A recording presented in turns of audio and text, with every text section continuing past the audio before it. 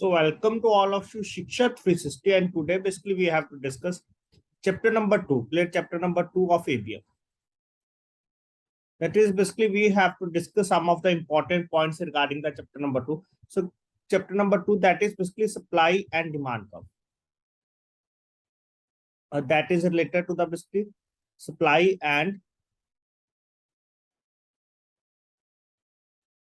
clear, that is basically related to the supply and demand. So basically we have to discuss one by one all the things regarding that. Clear. So first of all, basically under that basically when what we have discussed, that is demand schedule. Clear. Basically first of all basically we have to discuss, that is demand schedule. Clear. So can anyone tell basically what is demand schedule? What demand schedule tells? So basically it tells that clear basically amount of the commodity. Clear. Demand schedule basically it tells that basically amount of the commodity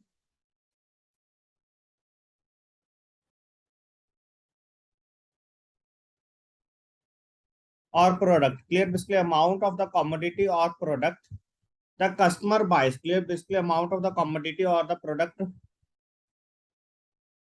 the customer buys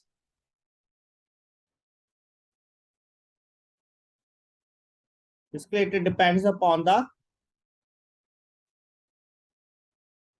price. I request to all of you kindly be respond. Clear. Otherwise these are the same things, just for the revision purposes basically we are discussing again, so that basically it helps you to revise. Clear. So basically what demand schedule basically amount of the commodity or basically product the customer buys basically depends upon the price. Clear. Basically depends upon the price. Clear. So basically there are two things arises. Clear.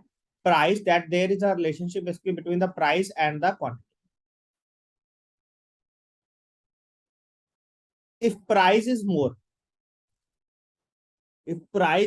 basically less quantity they will buy. Clear. Basically less quantity they will buy. Second one is price is less. Clear. Second case, that is basically if the price is less, so more quantity will be bought. Clear. So more quantity will be bought. Clear. So basically what is that? It is the direct or indirect relationship. Clear. Now basically I will want to discuss with you. Clear. Basically how the curve goes, like this one curve goes or this one curve goes. Clear. So what is the curve of the demand schedule? Clear. This one is A, this one is B. Clear. So basically which is the curve of the demand schedule, A or B? Clear. So basically here, if one is increasing, other is decreasing. One is decreasing, other is increasing. Clear. So basically it means that they have indirect relationship. Clear. Basically they have indirect relationship, and which is the curve of the demand schedule. Clear. So basically here it shows that the direct relationship. Clear. Basically here it shows that the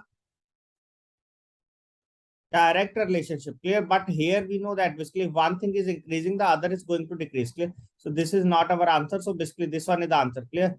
As basically it is one thing is increasing, other thing is decreasing. Clear. So can anyone tell basically on which axis? Like this is the y-axis, this is the x-axis. On y-axis basically what we have to plot, and on x-axis basically what we have to plot. Clear. So can anyone tell basically what we have to plot on the x-axis and what we have to plot on the y-axis? Clear. This one is the y-axis. Clear. And basically what is that in the demand schedule? Clear. So y-axis basically, y-axis is that basically price of the commodity, and x-axis basically it is what it is, that basically it is the commodity, quantity. X-axis basically it is represent the quantity demanded. Clear. Basically quantity demanded, and here basically it is the price. Clear. It is the price of that specific product. Clear. Basically it is the price of that specific product. Clear. And this is basically known as the, this is demand schedule, and this is basically known as the demand curve. Clear. Basically this is known as the demand curve. So what is the relationship between demand schedule and demand curve? Clear. So can anyone tell basically what is the demand schedule? What is the difference between the demand schedule and demand curve? Clear. Sometimes basically in the question basically they have mentioned the demand schedule, and sometimes basically they have mentioned the demand curve. Clear. So what is the basic difference between both these things? Clear. So what is the basic difference between both these things? That is basically just simple graphical representation.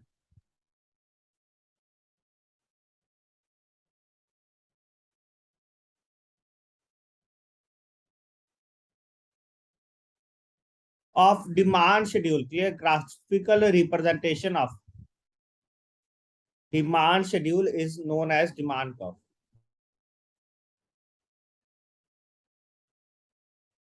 Clear, just simple thing, basically you have to remember that basically graphical representation of demand schedule, basically it is known as the demand curve. Clear, basically it is known as the demand curve. Clear, this is a simple thing basically you have to remember. Clear, this simple thing basically you have to remember. And what is the slope of this curve? Clear, basically what is the slope? What is the slope of this curve? So as basically it shows that basically what is the slope of this curve? The slope is, it is basically downward slope. Clear, the slope here basically it is downward slope. So that's why basically it is downward sloping demand. Clear, so that's why basically it is also known as downward sloping demand curve. Okay. So examples basically, like we can say that, so basically just you can take basically in the book, basically we have given example, like basically we have discussed on the basis of the apples. Clear. So if the price of the apples basically will more, less quantity will buy, and if the price of the apple is less, so more quantity will be buy. Clear. So more quantity will be buy. Clear. So these are the two reasons. So now next one is, what is the law of sloping demand?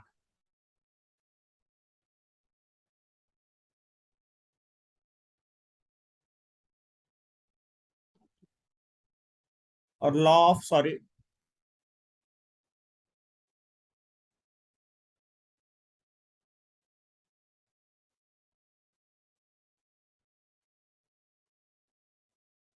clear, law of downward sloping. Clear. So basically on which two factors? Clear, we know that basically what are the two factors? Clear. So here basically we have to understand or remember basically what are the two factors. This one is the income effect. So quantity demanded, that is basically there is a relationship between under the quantity demanded and price. So what are the two factors that is basically which play an important role here? That is, first one is the substitution effect.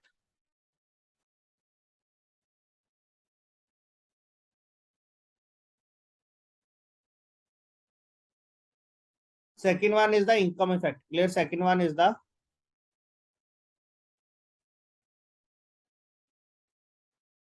clear. So basically two things basically play an important role here. First one is the substitution effect.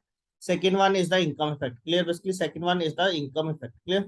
So what is the meaning of the substitution effect? Clear. Basically, so what is the meaning of the substitution effect? That is basically when the price of a one particular good rises. Clear. Basically substitution, what it is, tell that basically when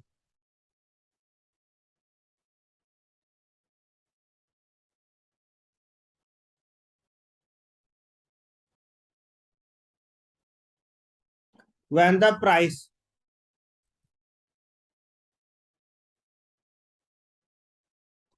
of one particular good arises. Clear. Basically when the price of a one particular good arises, so basically what will happen? Clear. So basically when the price of a one particular good arises, so basically people will prefer another goods. Clear. When the price of one particular good arises,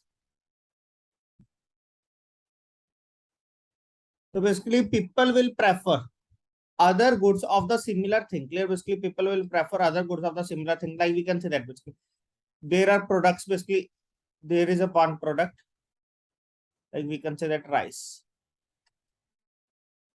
So these are comes by the three companies A, B, and C. Clear. So earlier basically the difference between their prices is just 2 to 3 rupees. Clear. Just 2 to 3 rupees, and quantity it is a very little bit different, very little less different. Clear. That is basically almost similar. Clear. So if the A company basically rises the price of the rice. Clear. So basically people will try to prefer basically with the B and C. Clear. Basically with the B and C. Clear. That is substitution effect. Clear. Like basically what we have discussed, that is basically if the price of the clear, basically as the what is the example basically given in the book, that is basically as the price of the mutton rises. Clear. Basically if the price of the mutton rises, So basically what the people will prefer to eat chicken, clear? So basically people will prefer to eat chicken, clear? So that is substitution, clear? That is substitution. So next one is the income effect, clear? So next one here, that is the income effect, clear? So what is the income effect? That is basically when the high prices, clear? Basically when the high prices, so can anyone give the example? So that is basically when the high prices basically reduce the demand, clear? When the high price basically reduce the demand, that is basically comes under the income effect, clear? That is basically when the high price basically reduce the demand, basically it comes under the income effect, clear? It comes under the income effect. Like when the price of the commodity, clear? Like basically when the price of the commodity any rises, commodity rises, clear? So basically we will find that, clear? Basically we will not able to pay, clear? Basically we will not able to pay that much money on that particular product, clear? Basically we are not able to pay that much money basically on that particular product, clear? So it feels that basically we have less money, clear? So basically we have less money to buy that much quantity, clear? Earlier basically you can say that basically earlier basically price of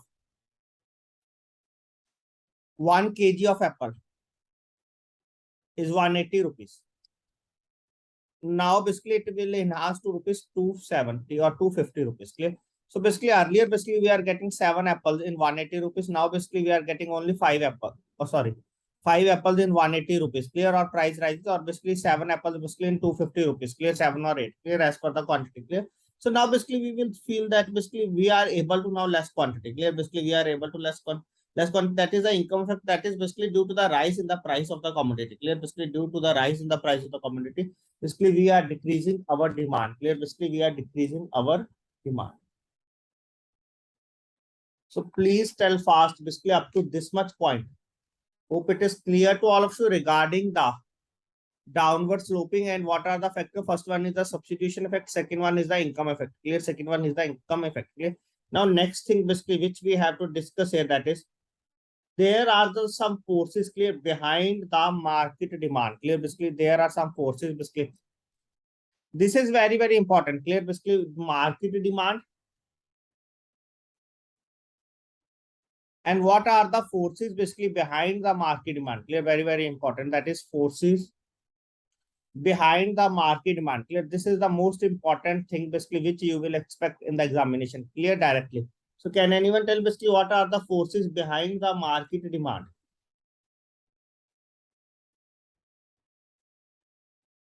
Please tell fast basically what are the forces basically behind the market demand. First one, yes, you are right. Size of the market, clear? Basically size of the market. Basically if there are more persons basically living at any particular place, clear? So basically there is more demand, more population,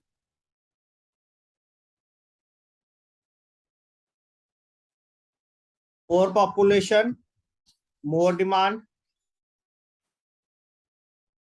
less population, less demand.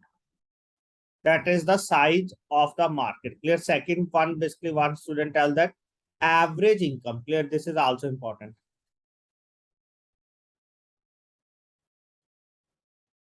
Clear?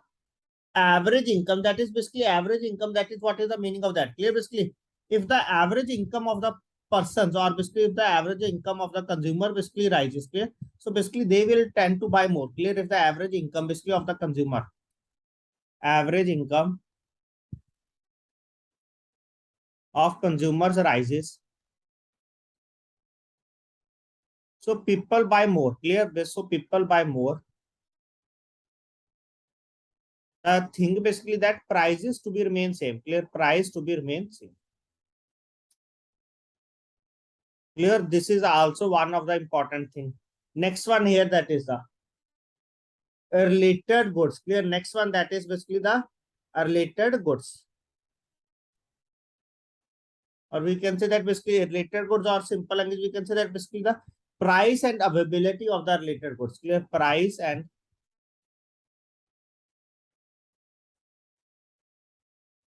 availability of the AVAILABI, this one, availability of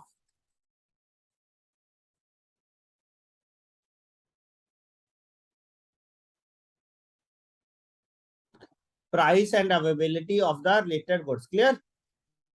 That is basically it also influence the demand for a commodity. Clear? Basically, it also influence the demand for a commodity. Clear?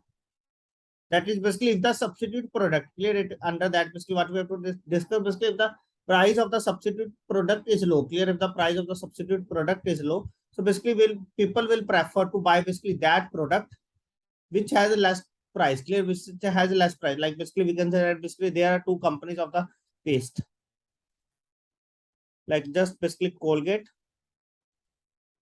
Close Up, Pepsodent.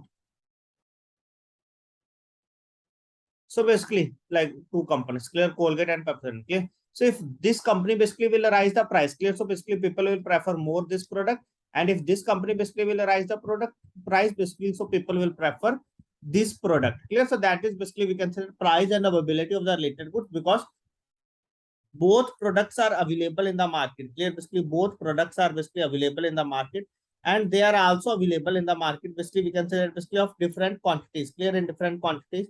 Like basically in 10 rupees, 30 rupees, 50 rupees. Clear, in all these things. Clear. Basically, it is available in the different quantities also. Clear. So basically, you have to take care regarding that. Clear. Basically, what they are asking here.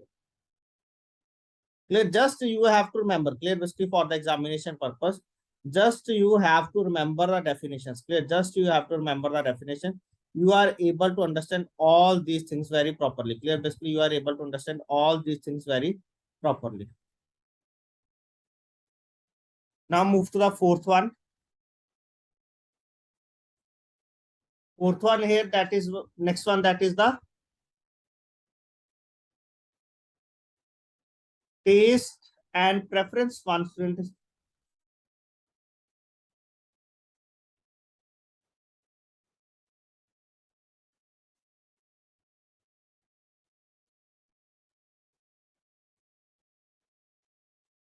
taste and preference. Clear. Basically, taste and preference. So what we have to discuss here, that is basically at some places, clear, we can say that basically people will prefer to buy more, and some places basically people will prefer to buy less of the same thing. Clear. Basically less of the same thing. Like we can say that basically rice in India. In some places, clear, basically in some places, basically people will prefer to buy more rice. Sorry, eat more rice. And at some places basically less. Clear. So it depends upon case to case. Clear. It depends upon case to case. Clear. Like basically in the book, basically we have discussed the example. Clear. Like eating beef. Like basically eating beef is normal in or popular in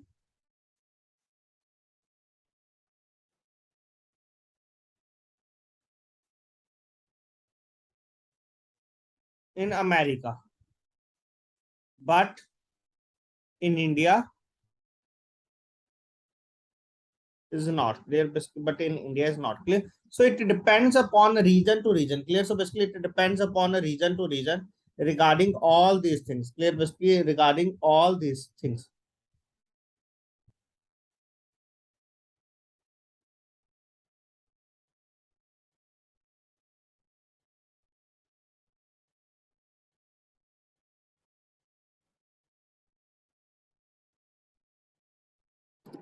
Okay. Last one, that is, this is also basically given by some of the students, spatial influence.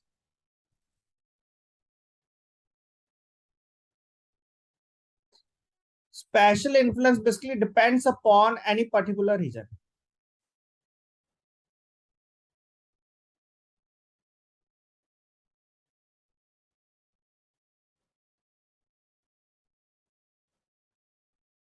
Basically it depends upon that particular place. Clear.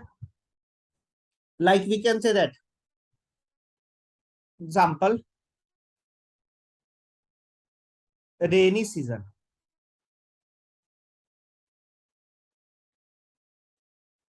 So at that time basically there is, like we can say that basically we are taking the example of two places, like one is Delhi, one is Mumbai. So we know that basically in Delhi, basically there is very less rain. Clear? Basically in Delhi, basically there is very less rain with respect to the Mumbai. Clear? So basically there is more demand of umbrella. Clear? Basically there is more demand of umbrella in Delhi with respect to the Mumbai. Clear? Basically, sorry, there is more demand of umbrella basically in the Mumbai.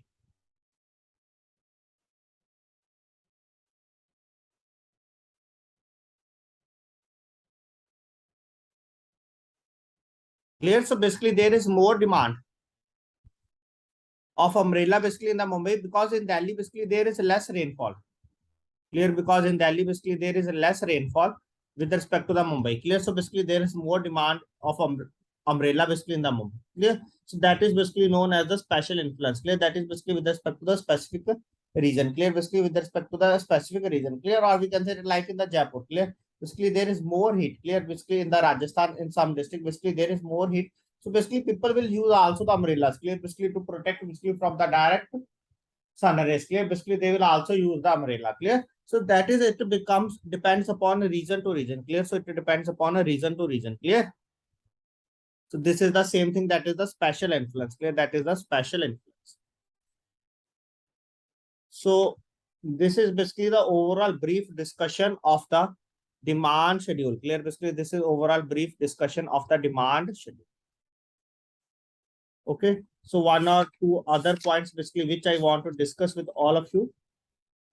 That is basically present in the form of the questions. Clear? Basically that is present in the form of the question. So question number first, directly sometimes basically they will ask these types of things. Basically demand schedule, it is the demand schedule is the relationship between. Clear? Demand schedule, it is the relationship between. Clear? So please tell fast what is the answer. Demand schedule, basically it is the relationship between. What is the answer here? Second question, market demand curve. Market demand curve obey the law of downward sloping demand. Second one, law of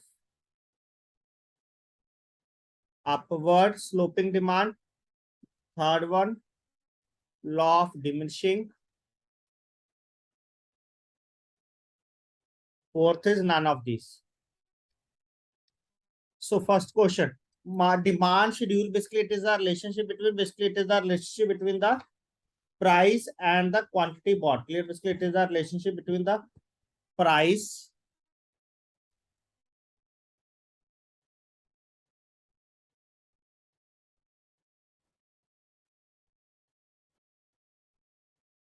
and quantity bought. Clear? So basically it is the relationship between the price and the quantity bought. Clear? So market demand curve basically obey the. Clear? So market demand curve basically obey the. Basically what it obey? Law of downward sloping demand, law of upward sloping demand, basically law of diminishing. And fourth one is basically law, none of these. Clear? So basically it is the law of downward sloping demand. Clear? So market demand curve basically obey the law of downward sloping demand. Clear? So basically these things basically you have to remember. Clear? Basically these things basically you have to remember for the examination point. Clear? These things basically you have to remember for the examination point. Clear? So in this session basically we have to discuss up to this much point. In the next session, clear, basically we will revise the second part, along with I will discuss 7 questions. Clear? In the next session basically along with that basically I will discuss 6 to 7 questions with respect to the supply demand. Clear? Basically with respect to the supply and market demand curve. Clear? So basically I request to all of you, please do continuously revise whatever the topic basically we are providing to you. Clear?